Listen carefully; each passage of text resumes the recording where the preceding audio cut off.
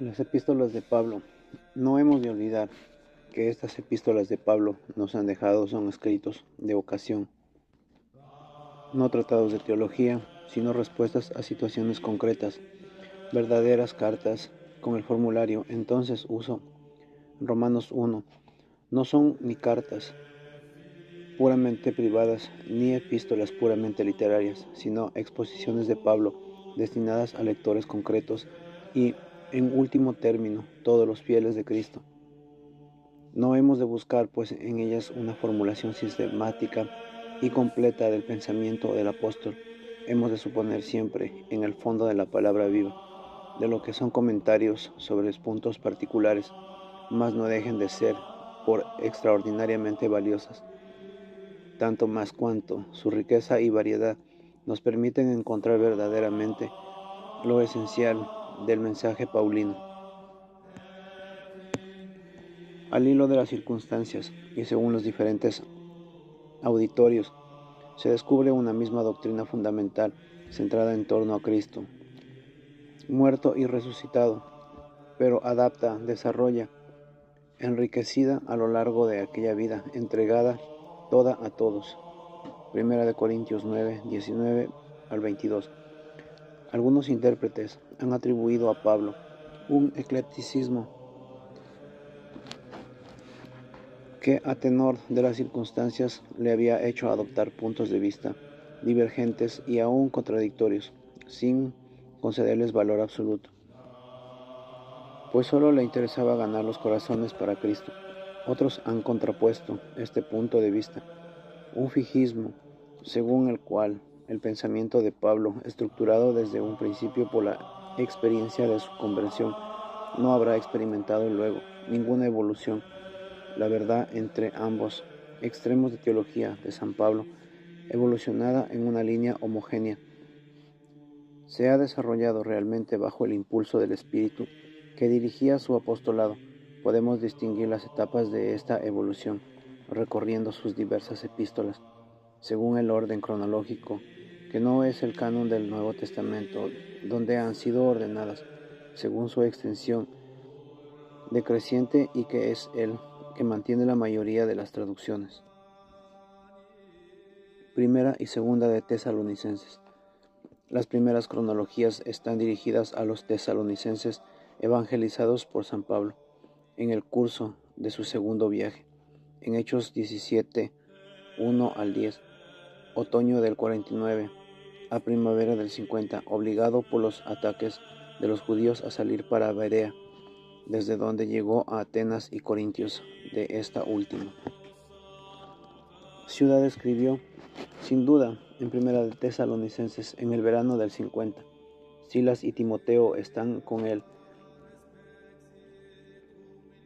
y las buenas noticias traídas por este último, después de una segunda visita a Tesalónica, sirven de ocasión a Pablo para desahogar su corazón. Siguen algunas exhortaciones y prácticas, entre las que se incluye una respuesta respecto a la suerte de sus difuntos y de la parucía de Cristo. En el 4 al 13, el 5, 11 y segunda de Tesalonicenses, escrita sin duda en Corintios algunos meses más tarde. Segunda de Tesalonicenses 2:15, contiene además de exhortaciones prácticas. Capítulo 1, capítulo 2, versículo 13 y capítulo 3 y versículo 15. Y nuevas instrucciones sobre la fecha de la parucía y de los signos que han de preceder. Segunda de Tesalonicenses 1:2. En la segunda de Tesalonicenses presenta sorprendentes semejanzas literarias con Primera de Tesalonicenses, hasta punto que algunos críticos han visto en ella la obra de un falsario que se habría inspirado en San Pablo, imitando su estilo, pero resulta difícil comprender el motivo de tal falsificación, y mucho más sencillo es pensar que el mismo apóstol, queriendo corregir algunos aspectos de su enseñanza escatológica, mal comprendidos en Primera de Tesalonicenses 5, del 2 al 9, haya escrito una segunda carta repitiendo las fórmulas de la primavera. Ambos escritos no se contradicen, sino que se complementan, y su autenticidad queda asimismo bien testificada por antiguas tradiciones de la Iglesia. Aparte del interés que ofrece por presentar ya un germen muchos de los temas que se repetirán en ulteriores epístolas. Estas son importantes sobre todo por su doctrina sobre la escatología. En esta primera etapa de su apostolado, el pensamiento del apóstol aparece enteramente centrado en la resurrección de Cristo y en su venida gloriosa, que traerá la salvación a los que hayan creído en él, aun cuando hubieran ya muerto. En 1 de Tesalonicenses 4, del 13 al 18, describe esta venida gloriosa según las tradiciones de la apocalíptica judía y del cristianismo primitivo, discurso escatológico de los sinópticos sobre todo de Mateo. Conforme a las enseñanzas de Jesús, ora, insiste en la inminencia imprevisible de esta venida, que exige vigilancia. 1 de Tesalonicenses 5, 1 al 11, hasta el punto de producir la impresión de él en ellos, la verán en vida. 1 de Tesalonicenses 4, 17. Ora, tranquiliza a sus fieles inquietos por esta perspectiva, recordándoles que no ha llegado aún el día y que ha de ser presidido en algunos signos. En 2 de Tesalonicenses 2, 1 al 12. Estos ya no son tan claros para nosotros como debieron ser para los primeros lectores. Parece que San Pablo se imagina al anticristo como un individuo que venía en los últimos tiempos. En cuanto al obstáculo que ahora le retiene, en 2 de Tesalonicenses 2, 6, algunos intérpretes han visto en él al imperio romano, otros la predicación evangélica, pero no hay nada de cierto. Primera y segunda de Corintios. Mientras escribía la primera y segunda de Tesalonicenses, Pablo evangelizaba a Corintios durante más de 18 meses, Hechos 18, 1 al 18.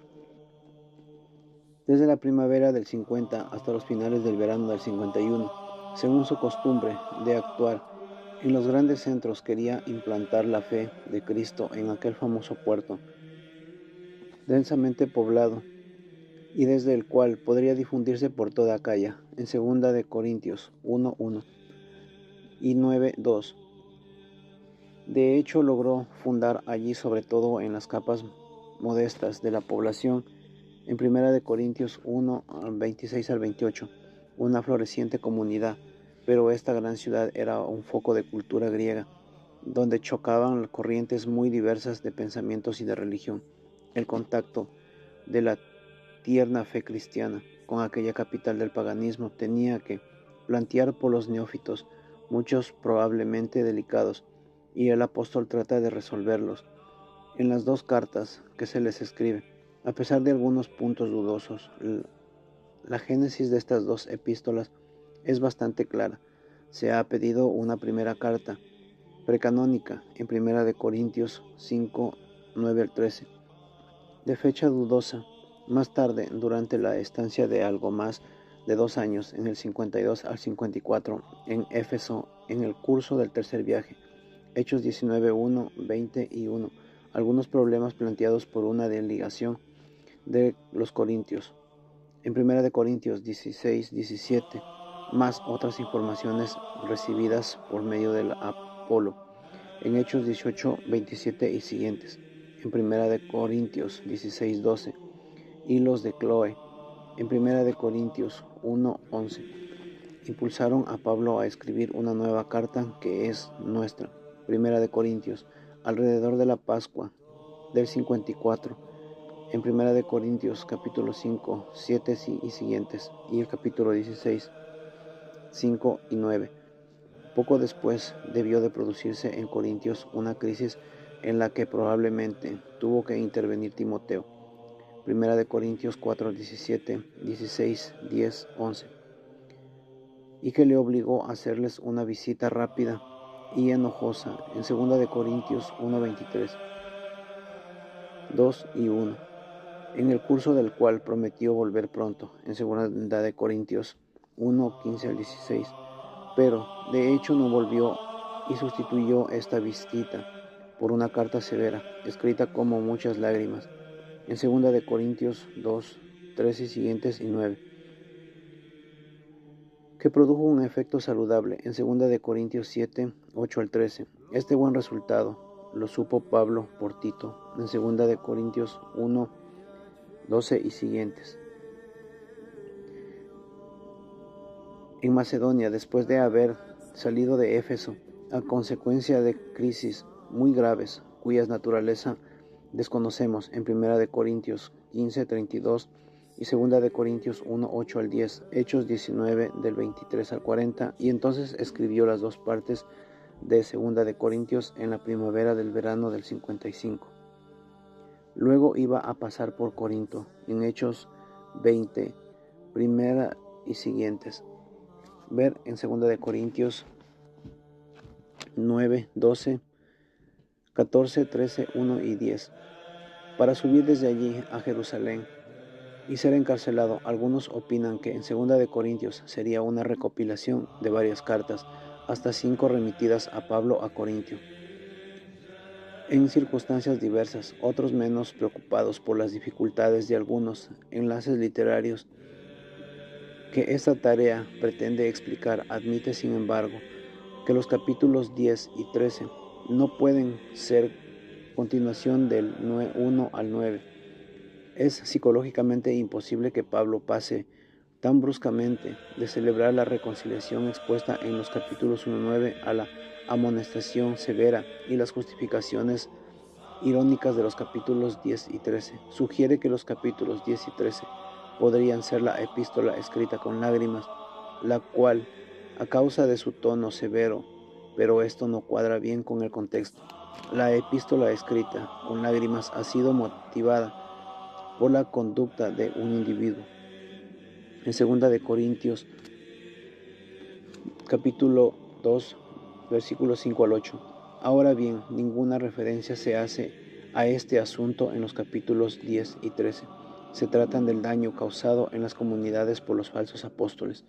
Es pues más probable que estos capítulos los hayan provocado el deterioro de la situación en Corinto, después del envío en los capítulos 1 al 9.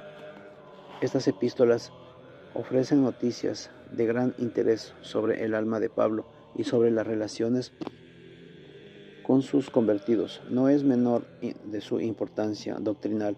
Encontramos en ellas, especialmente en 1 de Corintios, informaciones y decisiones sobre muchos problemas cruciales del cristianismo primitivo, tanto en su vida interior, pureza de costumbres, en 1 de Corintios 5, 1, 13, 6, 12 al 20, matrimonio y virginidad, capítulo 7, 1 al 40, en orden de las asambleas religiosas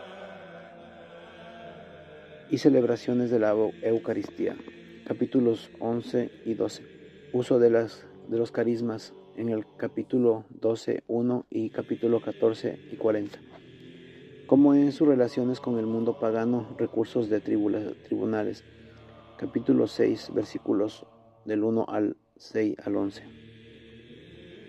Carnes ofrecidas a ídolos, capítulos 8 y 10.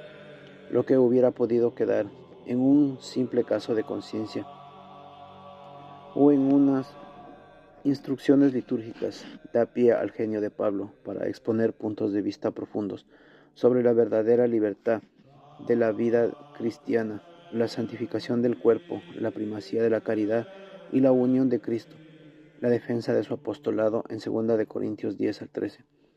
Le inspira páginas espléndidas sobre la grandeza del ministerio apostólico en 2 de Corintios 2, 12, capítulo 6 al 10.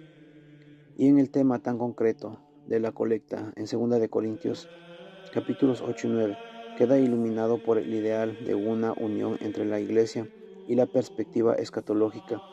Está siempre presente y penetra en toda la exposición sobre la resurrección de la carne.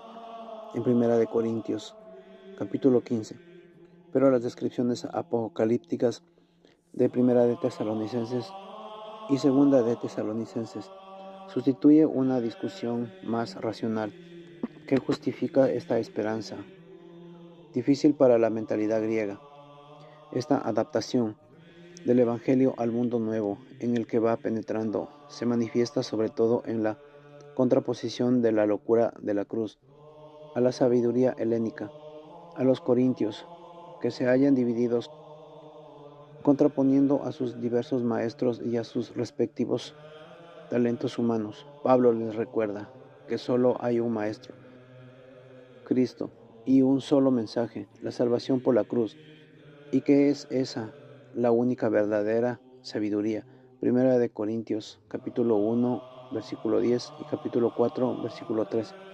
Así, forzado por las circunstancias, sin renegar de las perspectivas escatológicas, se ve obligado a insistir más y más en la vida cristiana, presente como unión con Cristo, en el verdadero conocimiento que es el de la fe. A consecuencia de la crisis de Galacia, Pablo va a profundizar más aún y precisamente en referencia con el judaísmo, esta vida que la fe le otorga.